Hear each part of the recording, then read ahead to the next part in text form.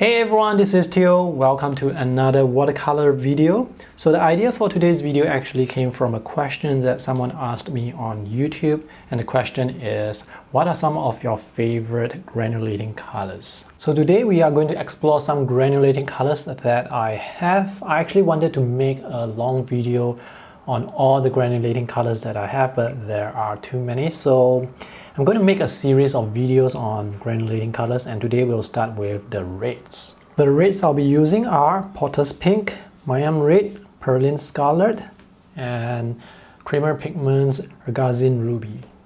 And I will be mixing these four colors with Serpentine Genuine, Raw Sienna, Viridian, and Cerulean Blue Chromium. These four colors are also granulating colors. I'm going to start by wetting the paper first. This paper that I'm using, this is the 100% cotton watercolor paper made by Arches. The texture is cold press, so hopefully we can see some beautiful granulation on this paper. So I'm going to have the colors blend into each other. One color at the top and one at the bottom. I'm going to move the paper around and have the colors move into each other. Let's start with Mayan Red first. This is PR287.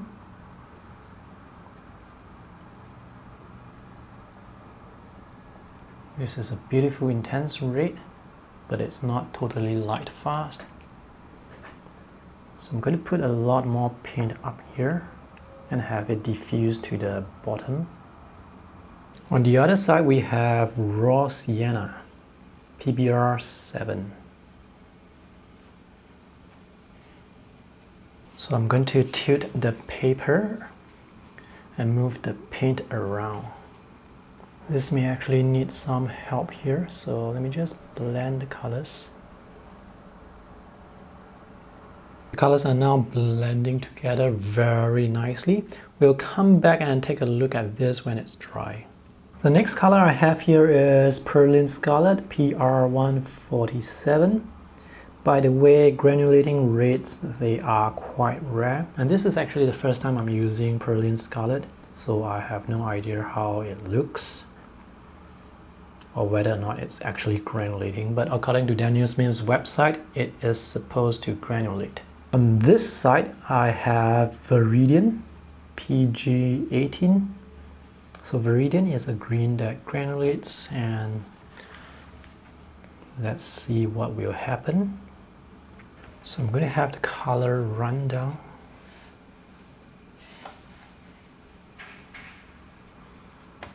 There's actually too much water, so I have to remove some of the water earlier. Next we have Potter's Pink. Oops, I think my brush is not that clean. Now this color, the tinting strength is not that high, so you're going to need to squeeze out a lot of paint in order to get the intensity.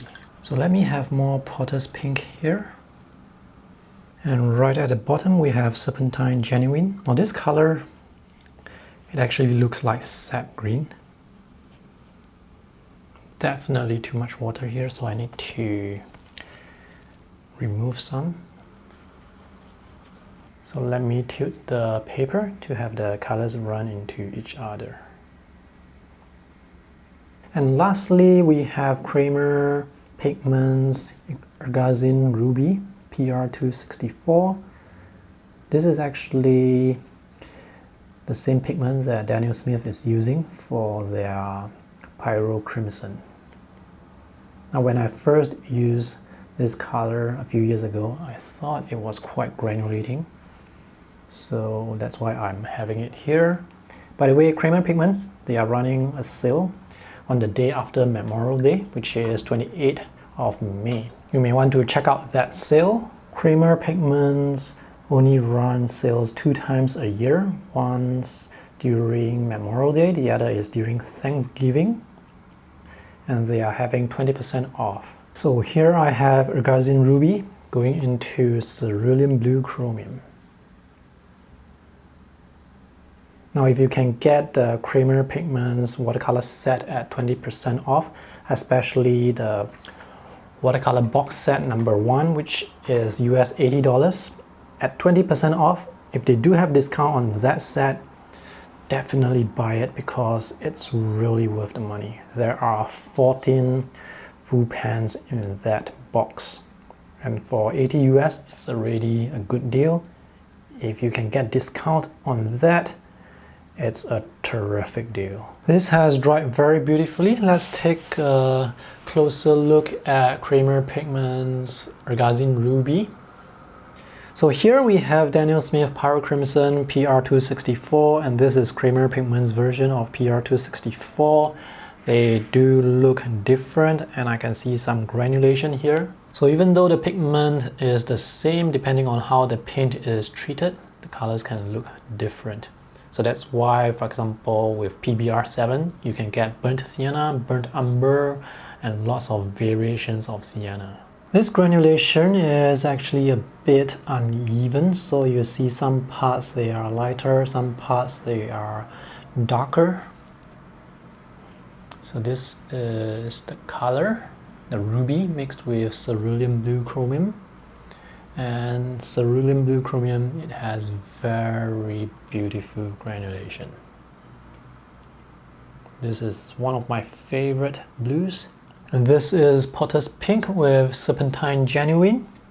So the granulation, it's quite obvious, very strong granulation. And we can see some color separation. So sometimes there is granulation and sometimes there is granulation with color separation. Now the color separation is more exciting, of course. So this is Serpentine Genuine. It's a very nice green that you can just use straight off from the tube onto the paper, and it looks very much like sap green. Perylene Scarlet PR149. So on Daniel Smith's website, they say that this color is granulating, but sometimes companies can get their description wrong as well. This is clearly not granulating. So when mixed with Viridian, which is a granulating green, we have something like this. This is very beautiful as well. I like the color separation. And Viridian green on its own. This is Mayan Red PR287. So it does have some granulation, and this is a lovely red. So you see some of the beautiful textures here when mixed with raw sienna, which is also a granulating color. So this shade here is really beautiful. And raw sienna on its own is also a very pretty color. How the granulation looks will also depend a lot on the paper you use. So I have painted the same mixes here on this handmade watercolor paper that is made by Indigo Art Papers. This is also 100% cotton paper. So once again, we have Kremer Pigments Irgazine Ruby. So same thing here, we have the light and the darker red. And this is the mix with cerulean blue chromium. Here it mixed a bit better compared to the version on Archer's paper. Anyway, I will scan all of this and put them on my blog so that you can compare the granulation side by side. So this is Potter's Pink with Serpentine Genuine.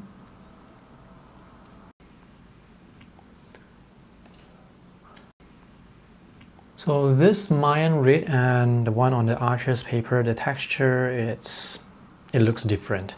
Here the texture, the granulation, looks finer, and here you see more of the paper's texture, which has some pattern on it. And here with raw sienna, I can see more texture here on the Archer's paper, but less here on the Indigo Art Papers, even though this paper is supposed to have more texture. Perylene Scarlet and Viridian. So here you can see the paint, it did not move as nicely compared to that on Archer's, even though this whole surface was wet when I painted these two colors.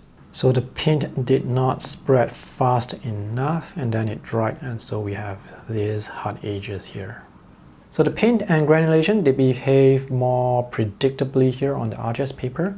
Here it's a bit more random. Sometimes the way the water moves, the way the paint diffuses, it's not as smooth compared to that on arches. And also the granulation, the paper texture, it's, well, let's just say that sometimes there is this observable pattern which is not that nice, but on arches paper, granulation is very beautiful.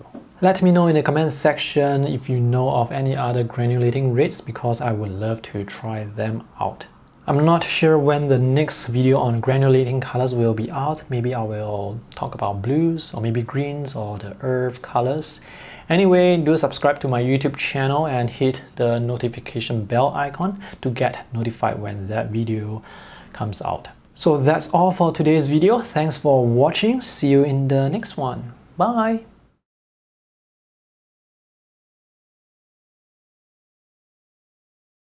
Since you are still watching, I just want to let you know that I am selling off some of my excess watercolor paint to make space to get more colors to test and also to make more videos like this.